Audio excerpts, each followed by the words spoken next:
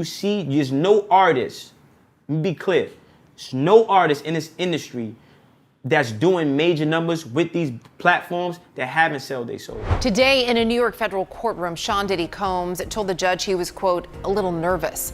The rap mogul's criminal trial began this morning. He is trafficking, racketeering, and more. The courtroom was electric with tension, buzzing with the kind of energy that only arises when the stakes are monumental.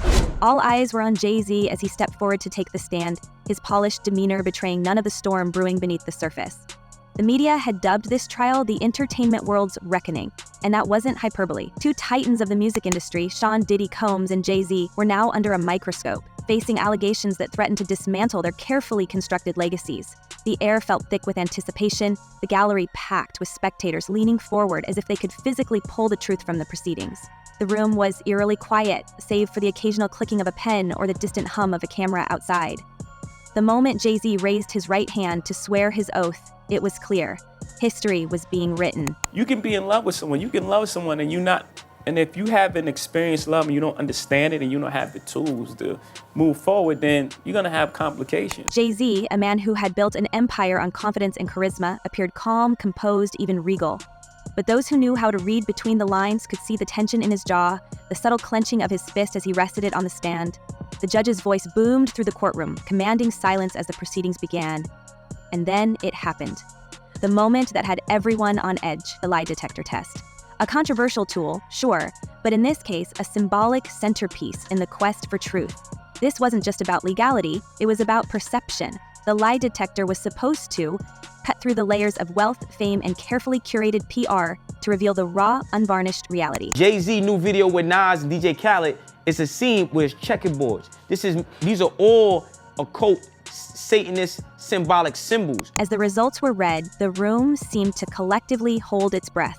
Jay-Z had passed, technically, but there was something about his responses, the way they were delivered, that sent a ripple of unease through the courtroom. Legal experts whispered among themselves. Jurors exchanged glances. It wasn't just about the machine's verdict. It was about the inconsistencies in his story that were beginning to surface. The prosecution, sharp and unrelenting, pounced. They zeroed in on every hesitation, every carefully chosen word, painting a picture of a man who wasn't as unshakable as he seemed. The machine may not have caught him outright, but it had done something far more dangerous. It had planted seeds of doubt, and then came the pivot that no one saw coming. The prosecution shifted their focus, weaving a narrative that sent shockwaves through the courtroom. They started connecting Jay-Z to Diddy's infamous gatherings, events that had long been whispered about in the darkest corners of the industry. These weren't just after-parties or networking events, the prosecution implied. They were meticulously orchestrated operations shrouded in secrecy and rife with exploitation. The term freakoffs was uttered in court, sending a wave of murmurs through the gallery. The victims' testimonies, harrowing and emotional, painted a damning picture. These weren't isolated incidents, the prosecution argued. They were part of a larger, calculated scheme, a web of manipulation and control. Centerpiece of a lot of what happened during direct testimony were freakoffs. And what the prosecution tried to show was that he forced and/or coerced her into doing these freakoffs. And we've talked about this earlier this week, that at least my opinion is that in a lot of these, the prosecution just didn't close the loop. It was something she felt. Jay-Z's calm facade began to crack ever so slightly as the questions grew more pointed. His connection to Diddy was undeniable. Decades of collaboration, shared business ventures, and public appearances. But now, those ties were being weaponized against him. The prosecution was relentless, crafting a narrative where Jay-Z wasn't just an innocent bystander in Diddy's alleged empire of abuse, but a complicit figure. They highlighted his shifting answers under oath, using them to suggest that he was deflecting, protecting not just himself, but a larger network of powerful players in the industry. The courtroom was transfixed, every word, every gesture dissected in real time. It wasn't just the judge and jury scrutinizing Jay-Z, it was a global audience glued to their screens, waiting for the next revelation. The lie detector had become more than a test. It was a metaphor for the unraveling of a carefully guarded image. And as the prosecution continued to tighten the noose, it became evident that this trial was about more than just two men. It was about power, privilege, and the lengths to which some would go to protect their empires. By the time the session adjourned for the day, the energy in the room was palpable. Jay-Z's attempt to protect himself had inadvertently placed an even harsher spotlight on Diddy. The cracks in their stories were becoming too glaring to ignore, and the courtroom's collective gaze was turning into an unrelenting spotlight. What had started as a legal battle was quickly morphing into a full-blown reckoning, not just for these two men, but for an entire industry that had operated in the shadows for far too long.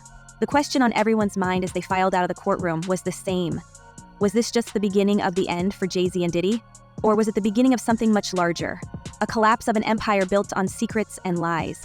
Let's talk about the filth that's starting to come out in the early days of the Diddy trial. This, of course, is P. Diddy. Surprise, surprise, he's a creep. Surprise, surprise, he's done horrible things. As the courtroom drama unfolded, the story began to spiral far beyond the walls of that courthouse, pulling back the curtain on decades of whispers and rumors. What started as a legal showdown between Diddy and Jay-Z was now exposing a labyrinth of allegations, conspiracy theories, and connections that seemed too dark, too calculated to ignore. This wasn't just about two moguls fighting for their reputations anymore. This was about an industry where power and control seemed to operate unchecked, shrouded in secrecy and bolstered by a culture of silence. The whispers had always been there, of course. Jay-Z and Diddy, two men who had risen from humble beginnings to become untouchable icons of music and business, had long been the subjects of speculation. But now those whispers were turning into deafening roars. Social media was ablaze with theories, connecting dots that, at first glance, seemed like coincidences, but now felt chillingly intentional. How could we ignore the eerie pattern linking the demises of Aaliyah, Lisa Left Eye Lopes, and Michael Jackson? All three artists, celebrated and beloved, had passed on the 25th of different months. And then there was J. Cole's haunting track, She Knows, resurfacing like a ghost from the past, with lyrics that seemed to hint at secrets buried deep within the industry. Hold it down with the lovely Aaliyah. What's going on, Aaliyah? What's up? How you doing? I'm good. Been a while, sure have. Online sleuths had taken these theories to another level, dissecting every word, every image, every connection. The name She Knows itself became a topic of heated debate. Was it a subtle nod to Beyonce and Jay-Z, Sean and Knowles? Or was it pointing towards something even more sinister, implicating Diddy as a shadowy puppeteer behind the scenes? Skeptics dismissed these claims as baseless speculation, but the sheer volume of coincidences was enough to make anyone pause. The public's fascination with these theories wasn't just about entertainment, it was about a deep mistrust of the elite. Why, people asked, did so many celebrities seem to fall over themselves to praise Beyonce and Jay-Z at award shows, often during their own career-defining moments? It was almost as if they were paying tribute to something, or someone. And then there were the darker allegations. Jaguar Wright, the outspoken singer who had never shied away from calling out the industry's biggest players, added fuel to the fire with her explosive claims. Wright had called Jay-Z and Beyonce a nasty little couple, alleging that their rise to power was littered with questionable practices.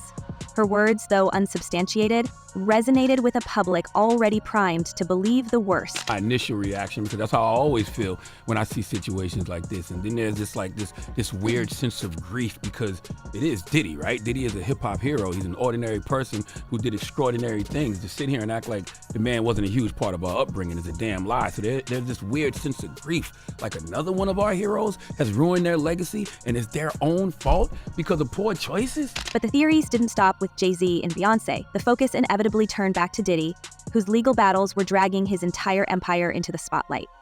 The infamous freakoffs described in court were no longer whispers in the dark, they were becoming the centerpiece of the case against him. Cassie Ventura's testimony had left the courtroom shaken, her vivid recounting of those events painting a picture of excess and exploitation. According to her, these weren't mere parties. They were meticulously planned spectacles designed to trap and control. The mention of surveillance footage from a Los Angeles hotel showing Diddy physically assaulting Cassie was a turning point, leaving jurors visibly shaken. It wasn't just the allegations themselves that were damning, it was the way they fit into a broader narrative of manipulation and abuse. So Diddy, after the Cassie lawsuit, gets hit with a bunch of lawsuits, and then ultimately the raids, and then this criminal case. The prosecution didn't stop at Cassie's testimony. They brought forward additional statements from other victims, each one adding another layer of horror to the allegations against Diddy. One woman, identified only as Victim 3, recounted how she was allegedly invited to what was described as an industry networking event, only to find herself in a high-end hotel suite surrounded by strangers and forcibly coerced into participating in the freakoffs. Her voice trembled as she described the humiliation, the sense of helplessness as she realized the event was far from what she had been promised. "I thought I was there to meet people, to further my career," she said, her words echoing through the courtroom. But it was a trap. I wasn't allowed to leave and I was too scared to fight back. Another chilling account came from a former member of Diddy's entourage who testified anonymously under the alias Witness Zero. According to their testimony, these events were not spontaneous or chaotic, but deliberately orchestrated, with an almost militaristic level of planning. The guest lists were curated, the venues booked well in advance, and the security staff instructed to ensure no one left without Diddy's permission. Witness Zero revealed that Diddy's associates were tasked with scouting for potential participants, often targeting young women who were new to the industry and desperate to make connections. Because we now know who all the prosecutors will be on Diddy's trial. They're all women. They have assembled a team of female prosecutors, and that is definitely not by accident. And yet, the most shocking part of all was how these revelations seemed to implicate others. The prosecution painted a picture of a network, a carefully curated circle of power where loyalty and silence were rewarded and dissent was crushed. Jay-Z's name kept surfacing, not as an outright participant in the alleged crimes, but as someone whose proximity to Diddy raised troubling questions. Were these two men bound together by more than just business and friendship? Was Jay-Z's calm demeanor in court a mask for a deeper fear that his own secrets might soon come spilling out? This morning, rap mogul Jay-Z is denying allegations he assaulted a 13-year-old girl alongside rapper Sean Diddy Combs. That civil lawsuit filed against Combs in October was amended Sunday to include Jay-Z. The accuser, identified only as Jane Doe, says she was assaulted by both men. The courtroom became a stage for these questions, but the real drama was playing out beyond its walls. Celebrity culture, social media, and the court of public opinion were all colliding in a way we'd never seen before. TikTok videos dissecting every detail of the trial were going viral, with millions of views fueling the fire. Some users claimed to have unearthed hidden messages in J. Cole's song, while others pointed out how quickly Diddy's associates seemed to distance themselves from him. Even 50 Cent, never one to hold back, had taken to social media to mock both Diddy and Jay-Z, posting AI-generated images of the two men in handcuffs. "Friends to the NJ," he wrote, the sarcasm palpable. "Are you still there?" The ripple effects of this trial extended far beyond just the music world. If the allegations were true, what did it say about the entertainment industry as a whole? How many other powerful figures were hiding behind their wealth and influence, their crimes buried beneath layers of NDAs and hush money? The phrase tip of the iceberg was being thrown around with eye-increasing frequency, and it was hard not to wonder, if Diddy and Jay-Z were being exposed, who might be next? And then there were the victims, the people whose stories were finally being heard after years, even decades of silence. Cassie's testimony wasn't just a bombshell, it was a rallying cry. Her words, raw and emotional, had struck a chord with survivors everywhere. "I'd give it all back," she had said tearfully, referring to the settlement she'd received, if it meant I never had to go through those things. Her bravery in coming forward, despite the immense power of the men involved, was inspiring others to share their own stories. The trial had become more than just a legal battle, it was a cultural moment, a reckoning for an industry long built on secrecy and complicity. One of the most heartbreaking moments in the trial came when a survivor, identified as Victim 5, described the long-term effects of what she endured. Now in her late 30s, she spoke of how the trauma had derailed her life. "For years, I couldn't even look at myself in the mirror," she confessed. "I quit my dream of being in the music industry because every time I tried to make a move, I felt like his shadow was still haunting me. It's like he stole my future, my confidence, my voice." Her testimony was punctuated by tears, and even members of the jury appeared visibly moved. The courtroom was silent as her words hung in the air, a stark reminder of the human cost behind the glitz and glamour of the music world.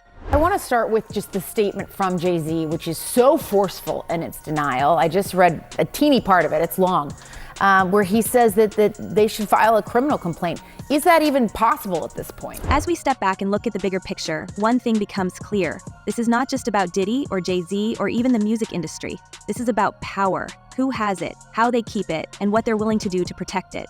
The revelations coming to light in this trial are forcing us to ask uncomfortable questions about the systems we've supported, the celebrities we've idolized, and the cost of their success. Are we finally ready to hold the powerful accountable? Or will this too be hidden once the media storm fades away? Now, he, of course, is more than annoyed, would be an understatement. Yeah. He has a family and he has a lot to protect, including his brand.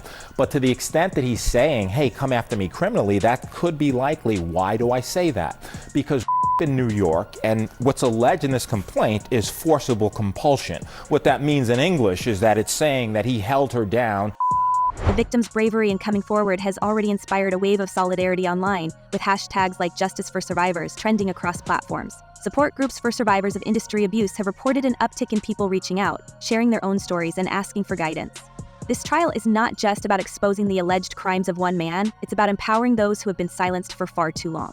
Activists are calling for sweeping reforms in the entertainment industry, demanding greater accountability and the dismantling of systems that allow such behavior to thrive.